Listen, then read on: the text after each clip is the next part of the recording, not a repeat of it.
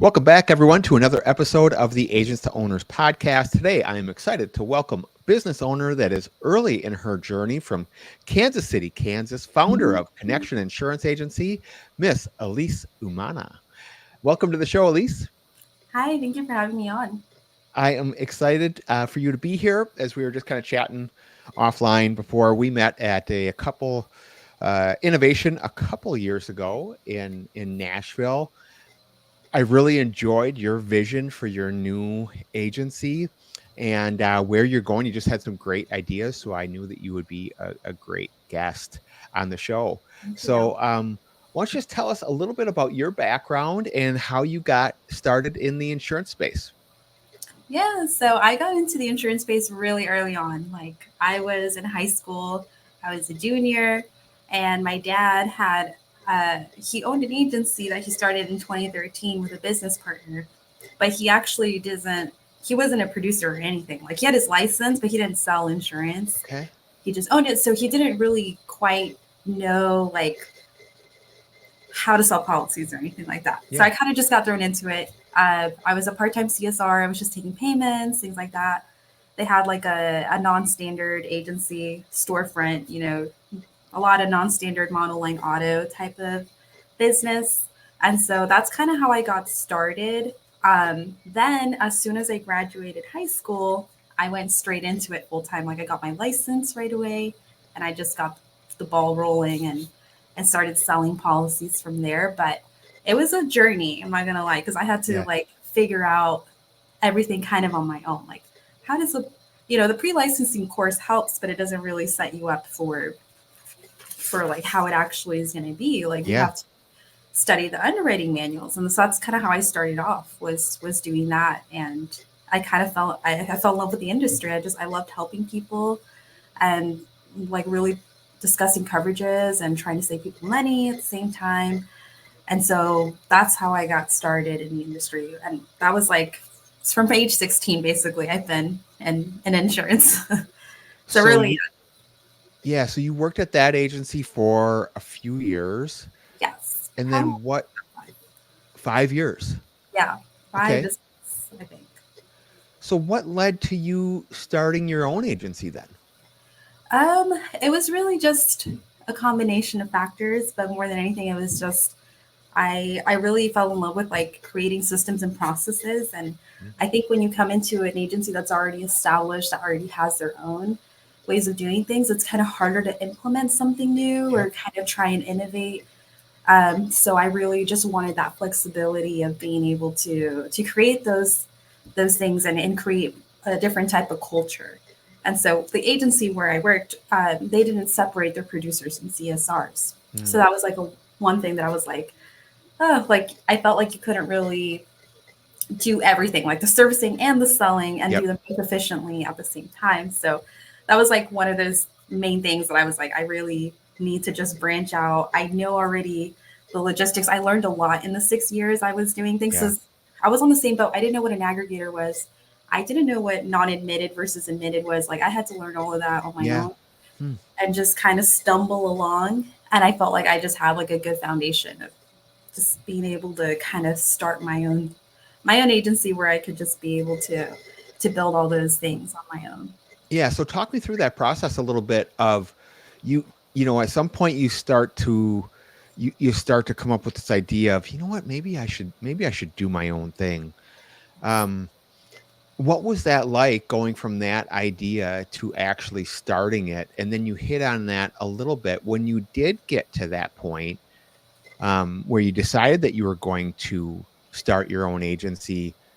Did you find a network to work with, or did you try to go and get direct appointments? What did all that look like?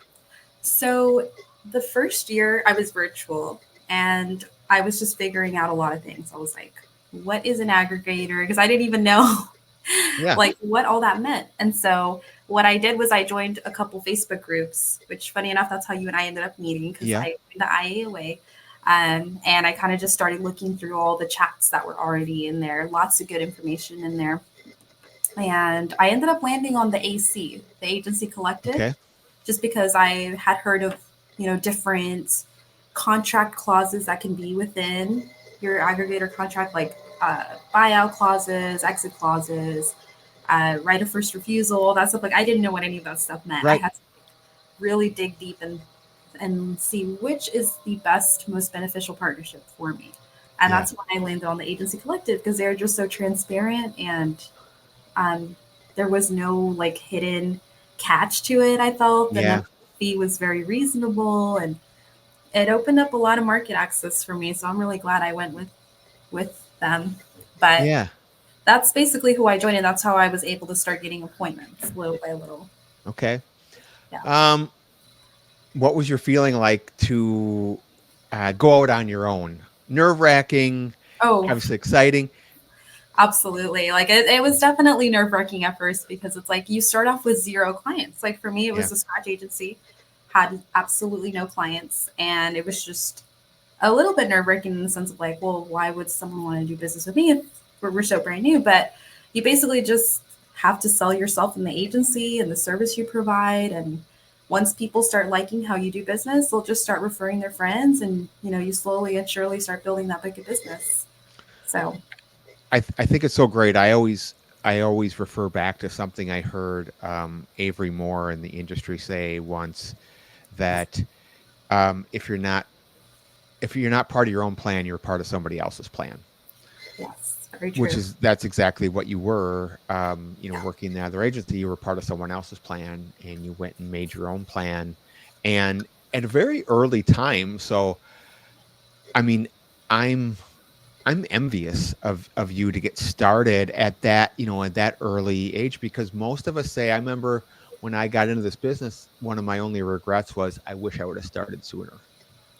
Don't feel that way because I feel Oh like yeah, I mean that's yeah, yeah, no, but I kind of feel that way about you, like people who have your background too, because you kind of got established in that captive world, and hmm you had that like knowledge versus having to stumble and figure it out like along the way. In some ways, right? Like, yeah. yeah, Well, when you go independent, you still have to stumble and figure it out, and you that's have very to true. figure it out eight It to is a ten whole different different ballgame times. too. Yeah, yeah. So tell me what your agency looks like. What's the makeup of your agency? Do you have any staff? Tell me Yes. about that. So we actually have a physical storefront location now, Okay.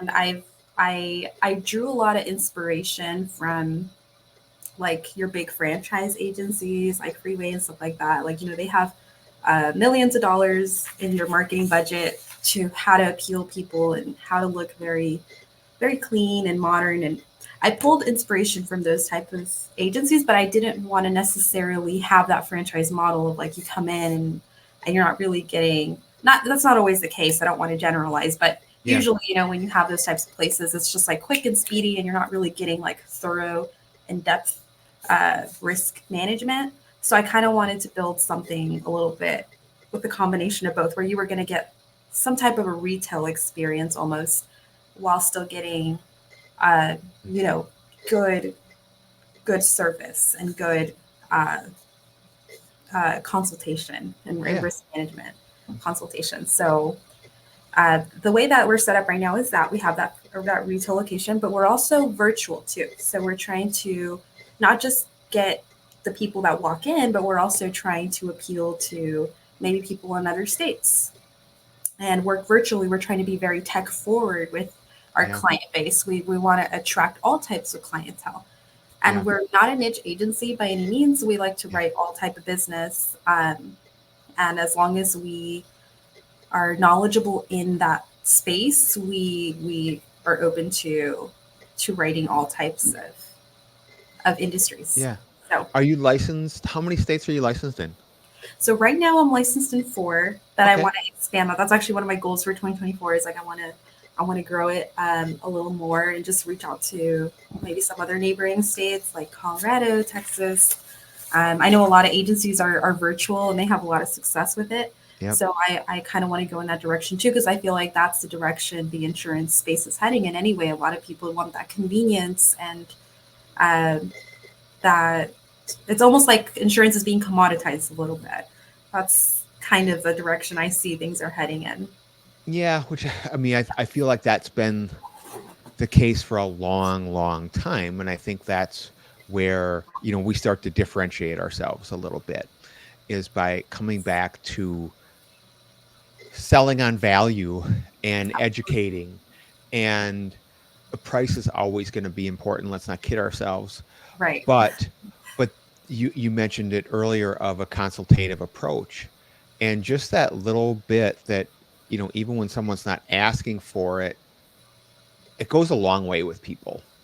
Yes, absolutely. And I've noticed that too. Just like even the non-standard, uh, which I know not every agency likes to write non-standard. I personally do, Okay. because I feel like kind of like almost like a lemonade approach. I don't know if you know lemonade. A little I'm bit. sure InsurTech. Yeah. That was their kind of their philosophy. Like this non-standard client may be a non-standard client today, but 10 years from now, maybe they're going to be that preferred clientele and we'll already have established that relationship with them. That's kind of how Yeah. I view the non-standard business. Yeah. Is always opportunity to convert those clients into your preferred clientele that you would want. Yeah. You mentioned before when we were talking that you have a VA. Yes. What kind of things do you have your VA doing with you? Yeah, so she's actually my cousin. So she's in Okay. Guatemala, and so it was perfect. But she has a background in graphic design, so she helped out a lot with like the graphic design with my agency, and she just has such an eye for it. She's so talented. So I recruited her because over there the opportunities are a little more limited, and she's just so intelligent, so talented that I was like, you should come work for me, as a CSR. And I needed to just basically establish some systems and processes for her. So I put together like a manual for my agency of how we do things, and um, how to quote, what the process is, what CRM, what our tech stack looks like. And I basically recruited her. She's like the backbone of the agency. She's doing all the like client interaction, first end client interaction. She's doing the welcome packets, onboarding. So she's handling all of like the client Nice. interaction, Yeah. non-licensing work, basically. Um, Nice. so yeah, and it's been going pretty well. So I'm definitely glad I onboarded her. I actually onboarded her in October, so not too long ago. Okay. And what a great thing to do to put those processes in place, because you'll find you can always go back and tweak and add to them. So as you grow, you already have that infrastructure It's going key. I forward. mean, Yeah. if you want to scale, you have to have your systems and processes, and that's something I really learned during one of I can't remember which conference. I want to say it was the Agency Success Conference. I could be wrong, but I think Mick Hunt was one of the speakers, and he was just Yeah. so adamant about it's really just about your processes and adopting Yeah. those processes, and teaching people those same processes. Because if you have a consistent process, then everything's going to run like a smooth oiled machine. Yeah. Versus if everybody's doing their own thing, like Correct. that's when you start having trouble and having And issues scaling. and so smart to get that going from the very beginning, like some of us, like myself, who didn't have that. And you're right, where we had four different people doing it four different ways. And then trust me, it's way more difficult to change that, from, when something's already going and everybody's going in opposite directions, than have a set process from the beginning. So good for you. Thank you. No, and that's kind of why I'm so grateful that I had the background that I did, because I was like, I already see how it is to be an established agency that has been open for 10 years to try and implement change. It's not just like rough on management, but it's also like on the team. Like everybody has Yeah. to basically be willing to adapt. And that comes down to culture too. Like I very much build a culture of like, if you have a suggestion of something we can do better, more efficiently, we have an open door policy. Just let me know and I'm Yeah. open to any suggestions. It's not just about, a hierarchy of like only management decides how we're gonna Yeah. do things. So You also have a producer. yes. So tell me how that's going. That's going pretty well. She's really awesome. We actually just got her license. I I really like to recruit people who don't have an insurance background most of the time, just because they tend to have their systems and processes and the way that they do things. Every agency is so different, especially on Yep. the independent world. Like there's just thousands of ways to run an agency, and there's not necessarily one right way, but it's just harder to kind of adapt to somebody and mold somebody. But this was the first time I had really like onboarded somebody from another agency who had CSR history, and it was actually a really smooth process because again, I think it's just a matter of having those systems in place Yep. and being able to coach them on it. Like refer them to training videos and implement AI, which I'm sure we're going to touch on Yes, here. we are. Yes. But AI has been key in like kind of getting her onboarded onto Yeah. the agency. How are you finding new business opportunities for your producer, for you to grow? I basically am just my number one lead source because I'm tracking all of that on my CRM. My number one lead source is referral business. So just word of mouth, clients referring people over to the agency. They really like doing business with us, so they refer their friends. Um, and then also just a lot of I, our Google algorithm has been pretty good apparently because a Okay. lot of people are just finding us online. I haven't really done anything specific to be boosting that, but I'm thankful that that's working. Um, so yeah, that's basically how we are just growing our book. We're at roughly 350,000 book of business right now, Okay. and it's been 1 year of having the physical location open. So we're doing pretty good, I would say. Like we definitely want to grow more though for Right. 2024. Well, we can Yes. always have more. That's for sure. But yeah, but to the you felt confident enough that you were writing enough business where you wanted to start to scale and add a producer. That's a big commitment. Yeah, no, it's definitely kind of a scary move because you're like, well, am I ready for this? But at the end of the day, it's just like delegating is key too. Like if you want to scale, you have to be able to free up some of your time. You can't do everything yourself. So that was something I had to really like push on myself last year, was just learning to delegate. Talk about the kind of where you've come, not only from an agency, but yourself personally, Mhm. developing as an agency owner from a year ago when we met to here, because it sounds like there's just been massive growth. Oh yes, yeah. Like I think I really chalk it down to just networking with other agency Yeah. owners, really just collaborating and expanding, trying to grow myself and investing in myself with conferences, courses, just learning. Um, and that's how I've been able to kind of shift my mind because when you and I first met, I didn't even know what a CRM was at that Yeah. time. I didn't know what it was. I didn't know Yeah. what it did. And I would just hear about it. Everybody was like, you have to have a CRM. You have to have a CRM. And I'm like, what does a CRM do that my doesn't do? So You're not alone. Most of us did not know. We didn't. And and I think this might make you feel a little better. I thought I heard a statistic that only about 32% of agencies actually have a CRM. isn't that so crazy? It's So I can't believe it, but yeah. it's And once amazing. I think a lot of it just has to do with just not really being aware of what tech is out there for agencies, which is why I love conferences like Indie Tech, who were founded on that exact same philosophy of like we want to educate our industry as a whole, like what's out there for us, and focus on just the tech aspect because ultimately that's what's going to propel us forward Yeah. and allow us to compete against the insure techs who are trying to go direct to consumer. Yeah. So And you're continuing to provide that modern customer experience, exactly. right? I mean, so let's touch on that. Tell me about your tech stack. What you have for your CRM and other tech that you're using in your agency. So I currently, the way that I have my tech stack set up is a little interesting. I think a lot of people would probably think it's a little strange because I am using two CRMs and my AMS, but I basically view it like I just did hours and hours of research on like the Facebook groups and just lots of research on like what tech stack, because every agency is so different. You know, some Yep. agencies are niche, some agencies focus more on personal than commercial, and there's just so many nuanced different types of agencies. But for me, I wanted to really have something that was going to be able to um, help me manage both commercial and personal. Okay. And so I basically landed on two CRMs, one of them, which is very popular. I'm sure you've heard of it, Agency Zoom. Yep. I think everybody's basically using that.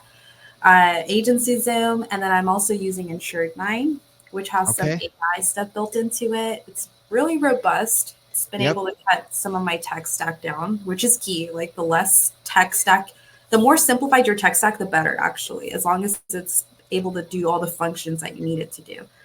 And then I have my AMS, which is now certs. Okay.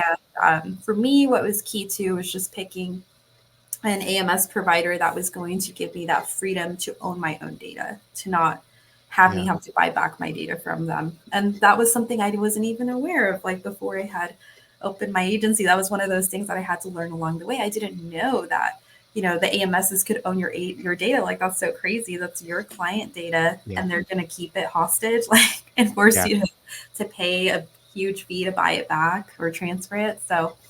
Um, so that's basically my setup right now. I'm also a little bit like with my VoIP, my voice over internet provider. I really wanted something that was going to allow me to streamline everything, and I landed on Dialpad, which is a really Okay. robust VoIP that has AI built into it. It's the only VoIP that I know of, because it uses proprietary AI that can transcribe your calls live. So while you're on the phone with somebody, it's transcribing Really? the phone call. Yes, yeah. So that was a game changer for me too. And there's Okay. actually no hard phones in my office. We all use the Yeah. desktop with wireless earbuds, or we use our phones, because honestly, hard phones are a little clunky. Yeah. So this is like one of those things that we've implemented that kind of helps streamline our operations, because we're able to text from it, we're able to fax, so it makes everything so efficient. And so the text platform Yes. is usable. It's pretty solid, is what you're saying. Yes. Yeah. Yeah. It's very solid. It's a really good VoIP. It's not an insurance specific VoIP, Yeah. so I will say it lacks that integration to insurance specific CRMs, but you can hook anything up through Zapier and kind of just make it work through that. And Okay. Zapier is key too. You know, Zapier has allowed me to really kind of automate some of the processes I had already that were very manual. I don't know. You sound pretty tech savvy to me. I think you might be selling yourself short a little bit. No, not at all. I'm just like, because I feel like you're never really going to be fully satisfied. You're always going to want to improve. Yeah. And I just feel like I'm not satisfied until this agency's running on its own and everything's just Yeah. like automated fully. But yeah, that's kind of some of our tech stack is the ones that I mentioned, and they work really well together. So that's key too. When I tell, new agency owners, like what AMS, what ECRM, it's like, as long as they integrate, that's what matters most. Yep.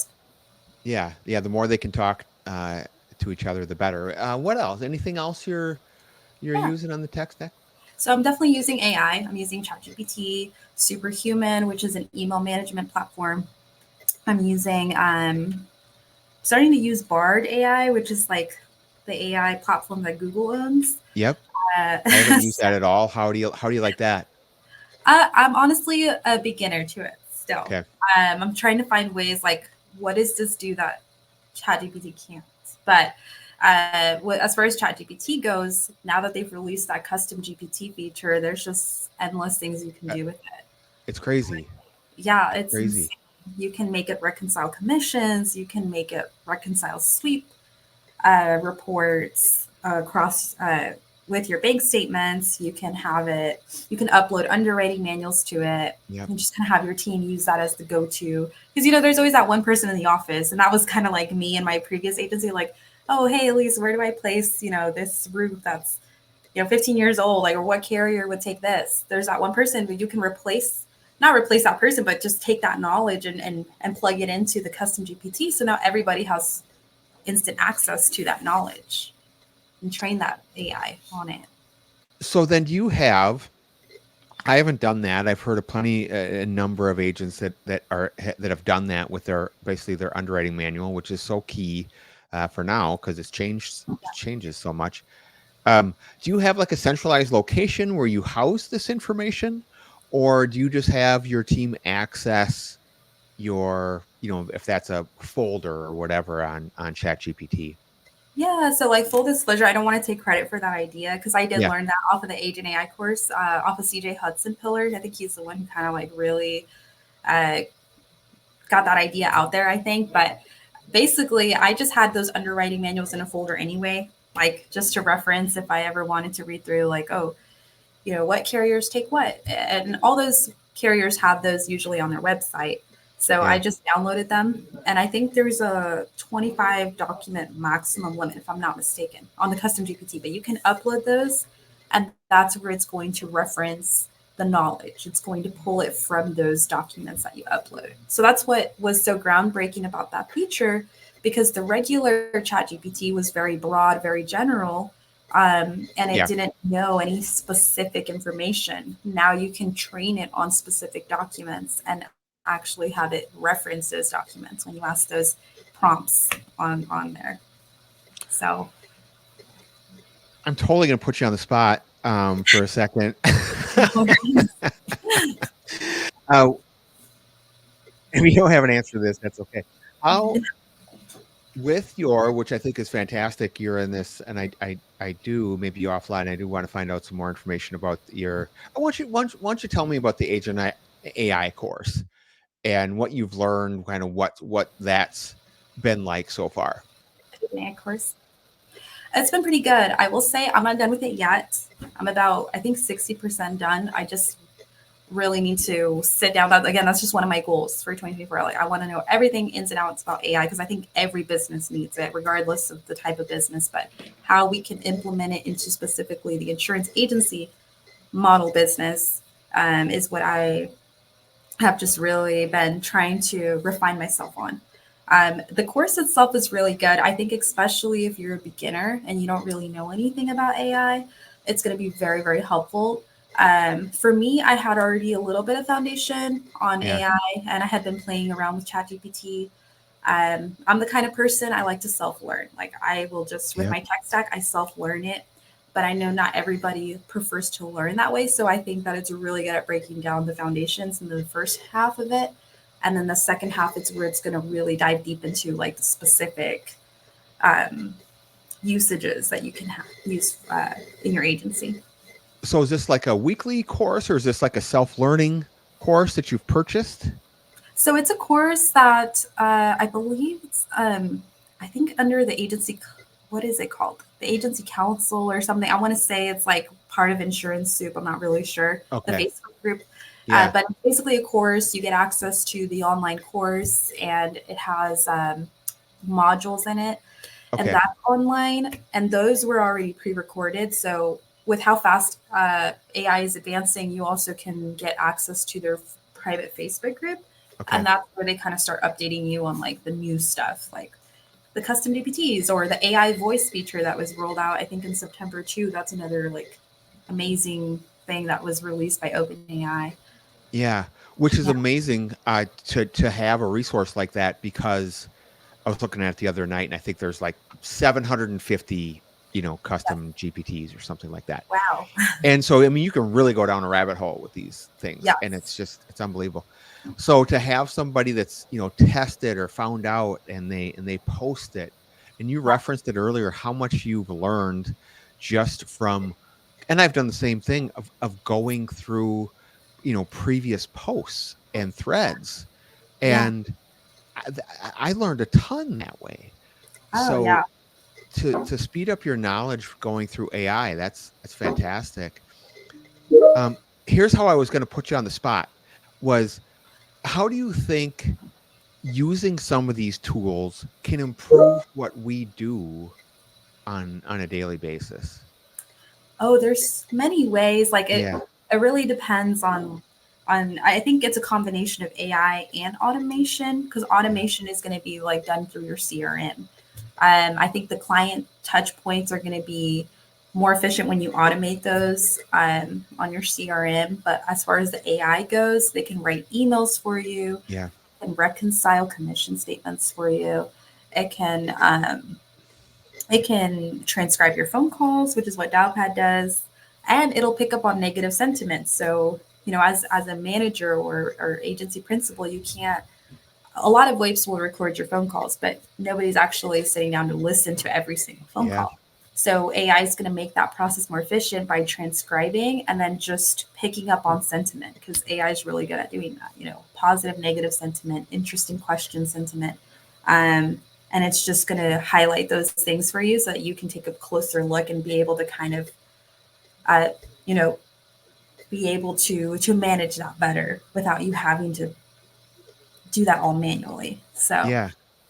Yeah. that's one of the ways for sure AI can help make things more efficient. There's other techs out there that a lot of new companies are coming out to, I think, to kind of help agency owners with different aspects like Donna. I don't know if you've heard of them. Yeah. Yes. I, Yep. Are you I using Donna? I was using them for a bit, but I think that for me specifically, just because I was a scratch agency, I didn't have, a ton of data and history for the AI to go based off of, because the AI needs data to be able to predict Right. accurately. So, but I Right. think Dawn is great, for established agencies too, like, because when you do have a certain book size, it's hard to manage, who's unhappy, who's happy. There's Yeah. no way you can keep in touch with all those clients at once. And I like how in their website they say you can't fill a leaky bucket. So that's kind of a way for them to use AI and use Yeah. patterns to predict which clients aren't happy so that you can focus on those. Do you utilize I know you mentioned superhuman. Is that a regular thing Yes. in terms of where it is generating an email response for you? Yes, absolutely. Yes, emails can be so time consuming. Yep. So if you find a way to make that more efficient, that's going to save you lots of time. And so what Superhuman does is it kind of uses shortcuts to help you blaze through your email a little bit faster. And it also uses AI to be able to write the emails for you or translate for you. So with Yeah. me, my client base is bilingual, English, Spanish, and my Spanish isn't perfect. I'm not as proficient on it as I am in English. So there are times where I want to say something, so I'll just type it in English. I'll hit the Control J shortcut, which is to turn on Mhm. the AI, and I'll say make it Spanish, and it'll translate it in seconds and more accurately than Google Translate, because Mm. AI can also understand cultural nuances. Yep. That's another thing too. Mm. That Google Translate is like a very direct translation and doesn't always translate well. So Right. yes, that's Right. that's one of the ways I use it in the email side of things. Yeah. So I just added in um, a GPT plugin, Yeah, and literally just yesterday. So I've just started experimenting, but some of the responses I'm like, that's actually pretty good. yeah. Like, I don't know if I could comfortably just blindly just auto, let it go yet, but Yes. it's impressive. And what I like about Superhuman too is like it goes into your style of writing, and you can even have it rewrite something in your voice, because you're right. Sometimes the AI by default sounds a little too formal, sounds a Mm. little too buttoned up. You can always have it be a little bit more lax by prompting it. And that's another thing, is just prompting is key too, how to prompt the AI well. But it's really good at, like, if you wanted to make it more laid back, or if you want to make it more humorous, you can always prompt it to change its tone, and it does a really Yeah. good job of doing it. Yeah. When I first started, asking ChatGPT to, write an email for this, for a cross sell or whatever it was, I didn't use any of it. You're right. It was way too formal. It was way too wordy. And generic. Yeah, and maybe I just didn't know how to ask it properly. Was probably a big piece of it. Which is understandable. I mean, I feel like there's a little bit of a learning curve with using ChatGPT and any of the AI stuff. Like, you kind of have to play around with it a little bit, Yeah. tweak it. You have to give it a lot of context. The way I do it is, I'm like, it's almost like I'm talking to a person. Like, I'm like giving it a ton of context, and then I'm going to prompt it And usually if it doesn't give me the result I want, I'm going to give it feedback like, oh, you were a little too this, and make it more like this, and just Yeah. tweak it a little bit until it understands you, what you're looking for. You're coming up on 2 years of owning this agency. Summarize what this 2-year journey has been like so far. So it's definitely been a lot of ups and downs. I Yeah. mean, like with any business owner, I think this was my first time being a business owner, so I had to learn a lot of the business side of things, not even just the insurance side. Because when you're a producer, you don't worry about like overhead, you don't worry Yeah. about like the price of your tech and just like a lot of factors that go into it. So the first year, I would say, was really a lot about learning and just figuring out how I wanted to establish things. And I had set up my agency in Florida initially because I was out there for a bit. And I learned the hard way that like Florida is not for the Mhm. weak. You have to have already, you got to know how that market works. So when I moved back to Kansas, which is where I grew up and where I learned how insurance was, it was just so much smoother. There wasn't as many binding moratoriums in place Yeah. and stuff like that. So that second year was when I was really able to kind of open up and learn. But the first year was more of just figuring out the basics, like what's an aggregator, what carrier appointments should I go for, and what AMS, what the Yeah. text, all the stuff that goes into operating the agency, basically. So, Yeah. In my opinion, you are way ahead of the game. oh, thank you. And I think you are because you are intentionally developing yourself, and you're seeking out all this information and these courses and people, and that's putting you way ahead of the curve, Oh, really. thank you. But I feel the Yeah. same way about like more established agencies, especially people like yourself that came from a captive background that made that shift. Like you guys, that's very admirable when you guys make that shift and just really, you know, take that control back in your hands and say, I'm not going to be captive anymore. I'm going to be independent. Not Yeah, that there's anything wrong with being captive, but it's just like such a different world and it's so much it to is. learn. Yeah. It And I would is. argue it's actually easier to start from scratch or like from a fresh mind than it is to start from like a certain way. So Yeah. that's more challenging too. Yeah, I'd agree with that. I Yeah. would agree with that. Looking back when I made the jump, you only know one way and what that particular company has told you, and you just think the rest of the industry is like that. Yeah. And then so you have to relearn basically seven different companies and seven different Yes. programs. Yes. And it is a major challenge. Yeah. It It is. No, I really, would argue really, that's even more challenging than just jumping into independent from the get go because at least from there you understand like okay, every carrier is different. Every carrier has their underwriting and yeah. different interface for their website. So yeah, absolutely. What would you say your biggest challenges have been, your as an owner? As an owner, I would say like what I mentioned earlier, which is really learning how to delegate. Because in the beginning, Mm, I was a one man show. I wanted to do everything. I wanted to be the accountant. I wanted to be the HR. Like I just wanted to be everything. And I've learned that you can't scale that way. Like because you're going to be bogged down, and you have to just set up systems and processes in place to be able to scale. Because if you don't give people systems and processes, then they're going to be just as confused as you are if you don't have a direction, if you don't have a foundation of how you want to run your agency.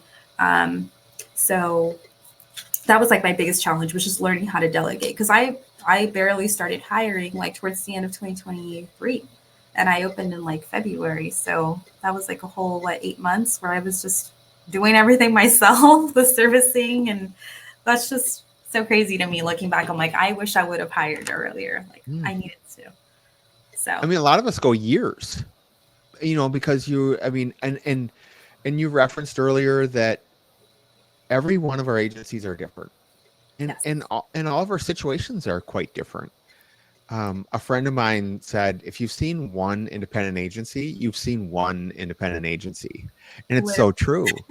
So, the fact that that you hired so early, it's really great. And then that's a whole nother level of learning and how to deal. Even if you're organized going into it, you can't think of all the questions that you're going to get. You can't cover everything. Exactly. Yeah, you can't like replicate yourself. And then also you have like just managing people. Like people aren't, they're people. You have to know how to be like a team leader, basically. You don't want to make people feel like they're just a cog in a machine or like they're just, that they don't have value. You want them to be passionate about what they do. And that's the tricky part too. It's like, And leadership is a whole nother skill set. yeah. And it's something where, it's good to, and so it's interesting when when I mentioned to you that I took over an existing office with Yeah. an existing culture It's and an existing management style, which was not going to be a management style that I was going to be able to employ. yeah. And so, but how do to change how things are going to be run and processes that are going to be change is hard. It's a hurdle. It's a hurdle. Yeah. Because comfort is very much something that people fall into, a comfort zone too. Like they don't like change and they don't want to do things different. Even if it's a better process, it's different, and that can scare. That can be scary at times. That's why it's so important that you have these processes and systems in place, and clarity is that's one thing I've been overemphasizing being clear on things. I want people's job description to be clear. I want, what their instructions to be clear.